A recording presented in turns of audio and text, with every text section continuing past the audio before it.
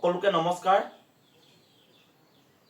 ৰাইজৰ দলৰ সভাপতি অখিল গগৈ ডাঙৰীয়াৰ বিৰুদ্ধে আজি 2-3 দিন ধৰি বিজেপি আইটি সেলৰ যিসকল কৰ্মী আছে আৰু বিজেপি যিসকল মন্ত্ৰী বিধায়ক আছে তেখেতলোকে সামাজিক মাধ্যমত চাহ শ্ৰমিকক মাটি পট্টা দিয়াৰ ক্ষেত্ৰত অসম বিধানসভাত অখিল গগৈৰ বিৰোধিতা কৰিছে বুলি অপপ্ৰচাৰ চলাই আছে। তেখেতলোকে এটা প্ৰপগণ্ডা চলাই আছে।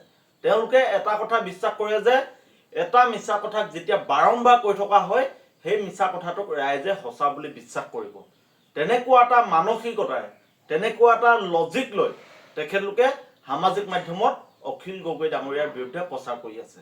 আমি স্পষ্টভাৱে কৈ দিব খোজো যে সেইদিনা অখিল গগৈ ডাঙৰীয়াই চাহ শ্ৰমিকৰ মাটি পট্টা পোৱাৰ ক্ষেত্ৰত কোনো বিৰোধিতা কৰা নাছিল।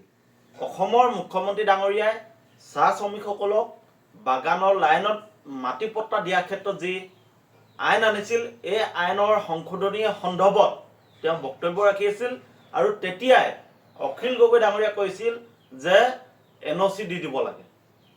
অখিল গগৈ ডাঙৰীয়াই স্পষ্টভাৱে কৈছিল আৰু অখিল গগৈ ডাঙৰীয়াই কৈছিল যে কেৱল চাহ শ্ৰমিকসকলক বাগানৰ লাইনত মাটি পট্টা দিলেই নহ'ব, তেখেতলোকক দ মাটিত খেতি কৰিব পৰাকৈ খোলা মাটিত পট্টা দিব লাগিব।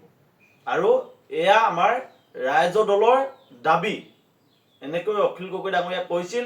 আৰু অখিল গগৈ ডাঙৰীয়াই যেতিয়া চাহ শ্ৰমিকসকলক কেৱল লাইনত মাটি দিলে নহ'ব, তেখেতলোকক খেতি কৰিব পৰাকৈ মাটি দিব লাগিব আৰু চাহ শ্ৰমিকসকলৰ দৈনিক যি মজুৰি এই মজুৰি 500 টকা কৰিব লাগিব বুলি যেতিয়া দাবী উত্থাপন কৰিলে তেতিয়াই বিজেপি বিধায়কসকলে অখিল গগৈ ডাঙৰীয়াৰ ওপৰত জঁপিয়াই পৰাৰ দৰে পৰিলে।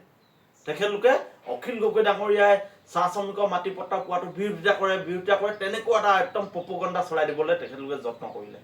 কিন্তু আমি সকলোৱে জানো যিসমূহ মানুহ আমাৰ ৰাইজৰ দলৰ লগত চাহ শ্ৰমিক মুক্তি সংগ্ৰাম সমিতিৰ লগত কৃষক মুক্তি সংগ্ৰাম সমিতিৰ লগত জড়িত তেখেতলোক সকলোৱে জানে যে অখিল গগৈ ডাঙৰীয়াৰ নেতৃত্বত প্ৰথমবাৰলৈ চাহ শ্ৰমিকসকলক মাটি পট্টা দিব লাগে বুলি অসমত আন্দোলন হৈছিল। আৰু যি চাহ শ্ৰমিকে 200 বছৰ অসমত বসবাস কৰাৰ পিছত প্ৰথমবাৰলৈ মাটি পট্টা পাবলৈ গৈ আছে তেখেতলোকক আমি অভিনন্দন জনাইছোঁ।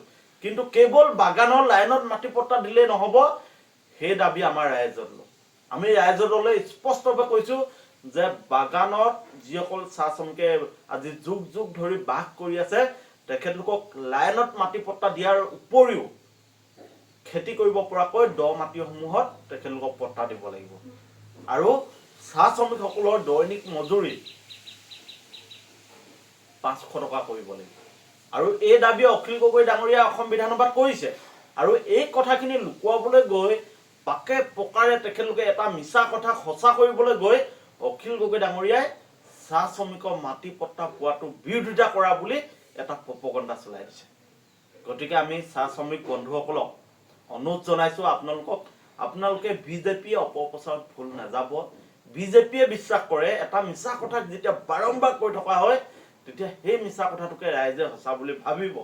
তেনেকুৱা এটা লজিক তেনেকুৱা এটা থিয়ৰী লৈ তেখেতলোকে এতিয়া ৰাইজৰ মাজত কাম কৰি আছে। তেখেতলোকে সঁচা অৰ্থত সঁচা মনৰ পৰা চাহ শ্ৰমিকক যদি মাটি পট্টা দিবলৈ গৈ আছে তেতিয়াহ'লে তেখেতলোকে অকল লাইনত কিয় দ মাটিখিনিতো মাটি পট্টা দিব লাগিব।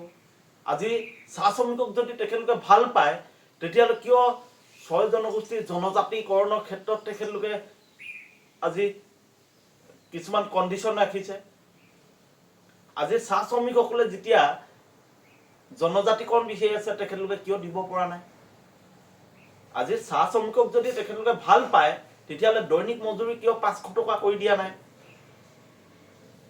এনে জুবিন দাই কোৱা নাছিল পলিটিক্স নকৰিবা বন্ধু। আমি বিজেপি আইটি সেলৰ যিসমূহ মেম্বাৰ আছে তেখেতলোকক আজি আমি স্পষ্টভাৱে কওঁ তোমালোকে যি প্ৰপগণ্ডা চলাই আছা যি অপপ্ৰচাৰ চলাই আছা এই অপপ্ৰচাৰ অতি শীঘ্ৰে বন্ধ কৰা। আৰু আমি সকলোকে